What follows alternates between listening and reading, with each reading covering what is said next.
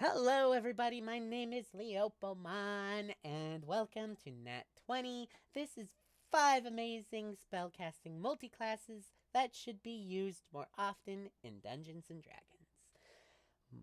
Now, the majority of them require specific subclasses, so let's start with them. Starting with Monster Hunting Artillerist. It is good to be a focused DPS, tank, or utility supporter, but it's better to mix them all. As an artificer, you start off with magic.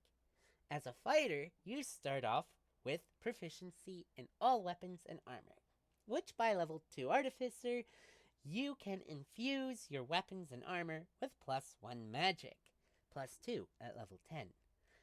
Also, fighters have only one real feature that they can use as a bonus action throughout the game. So, having a +1 plate mail or plate armor, for some reason why they call that, I do not know, a shield, being a defense style fighter, and having the Shield of Faith spell, which can be casted as a bonus action, you are now armed with a armor class of 24 at level 3. But this starts to get interesting once both fighter and artificer are level 3. At level 3 Monster Hunter, you gain a feature that can add a superiority die to attack and damage rolls that uses a weapon attack, including spells like Booming Blade. And as a artillerist, you can have a little robot companion that you can command to attack as a bonus action. So now you take the mobile feat at level 4 artificer, not fighter, because you can take advantage of fighters' level up abilities to buff up intelligence. And now you can smack someone with an enhanced Booming Blade, step back without getting hit with an attack of opportunity, and order your moving flamethrower or ballista to fire. Also, you get shield, bumping that armor class of 24 to 29 whenever you get attacked. There's nearly no way you can ever get hit. By level 8, you switch to a quarterstaff, which with the enhanced arcane focus infusion. And now your quarterstaff deals 1d6 plus 2d8 thunder damage, plus 2d8 thunder damage if they move, plus an extra 1d8 damage if you make use of the artillerist's arcane firearm feature, dealing an average of 21 points of damage from Booming Blade alone. And you still have your little buddy as a bonus action. Plus, let's not forget Action Surge.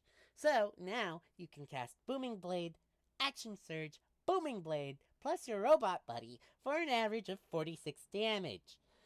Who says that a party has to have everyone specialize in a specific role? Way of Twilight Death.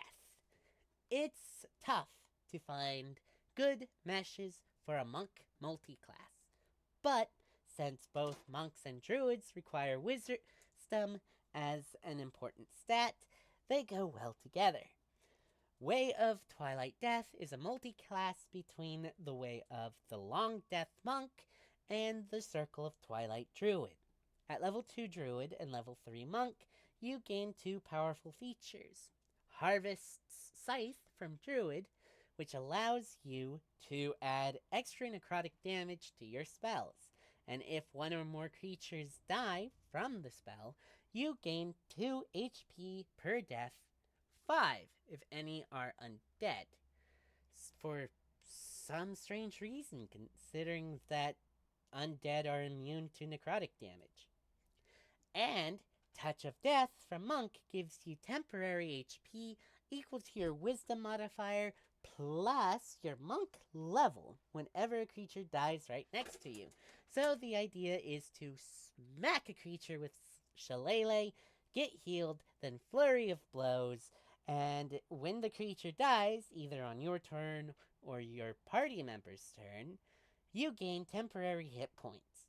Then you go half monk, half druid for resistance to necrotic and radiant damage, or go 11 levels in monk for the ability to never die as long as you have key points. Either way, you'll be the tankiest druid that doesn't wild shape.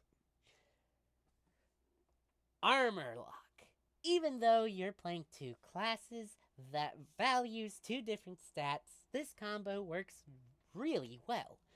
You're a half caster as a warlock, and now as an armorer artificer, you are now a plate armor wearing warlock with magic missile and shield if you're using Unearthed Arcana as your source material. Also, once your warlock level reaches 3, you can have your armor be your pact weapon when you go Pact of the Blade, allowing you to turn the armor into a +2 weapon. As an armorer, you can also get extra attack, so you don't have to take the Thirsting Blade invocation, allowing you to grab something else. By the time you've reached level 10 in Armorer, you are now allowing you to grab something. Oh, wait. I'm going back.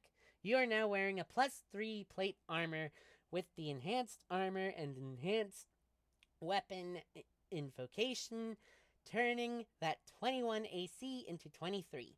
28 with shield. And that's just with Pact of the Blade. Even without taking a pact, you have Shadow Blade. So now you can smack someone with Shadow Blade twice per turn.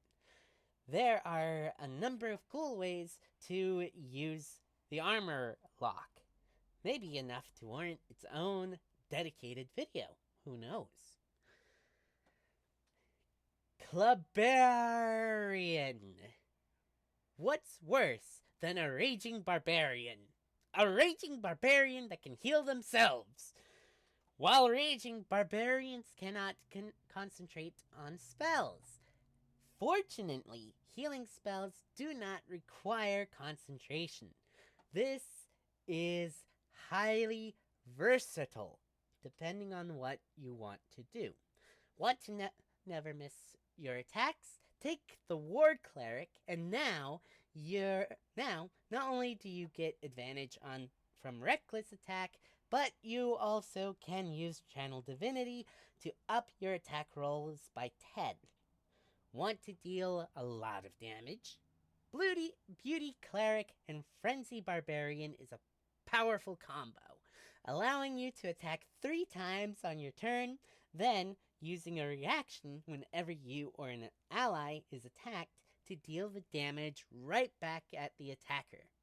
Or you can go Zealot instead to deal an additional 1d6 plus Barbarian level to your first attack.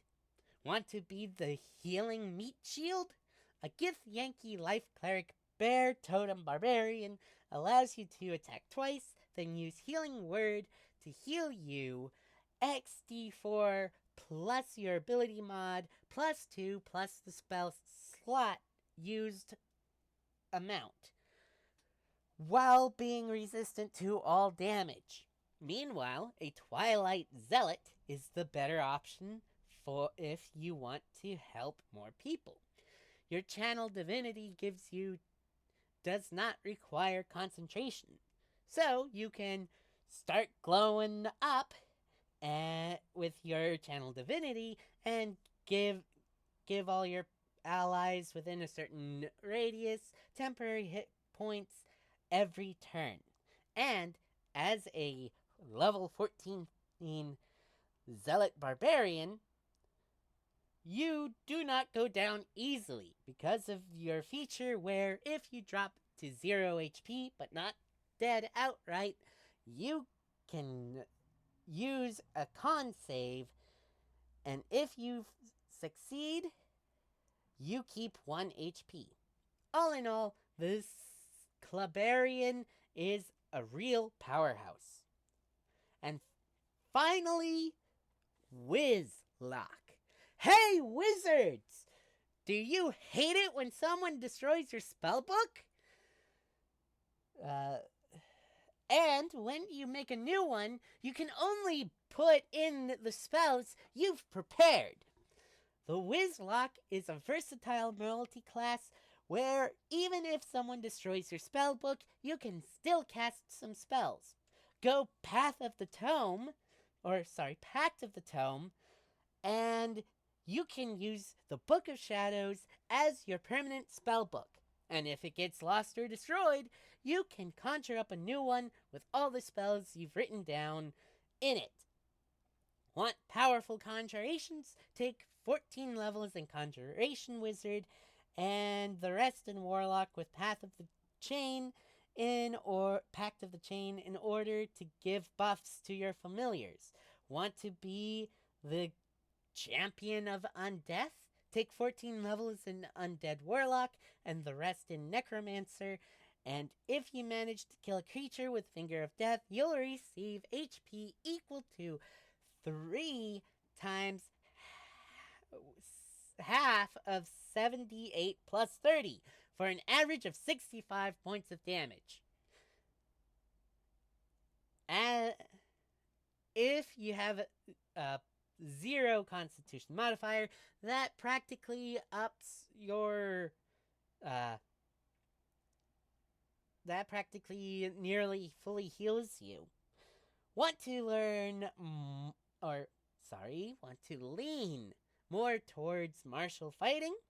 Be a Blade Ward singing Warlock with Pact of the Blade, having the ultimate Pact weapon, Life Drinker, and Eldritch Smite invocations, along with casting Blade Ward to have all piercing, slashing, and bludgeoning damage. And you'll always out DPS your opponents. Remember, knowledge is power, but there is no power if you lose your knowledge. Thank you everybody so much for watching. Please check out my other videos from either my first channel, Leopomon, for watching me play video games, or watch Nat20 more in order to see everything that I have done up to this point dealing with D&D or other TTRPGs. Thank you everybody so much for watching, and I will see you in the next video. Bye-bye!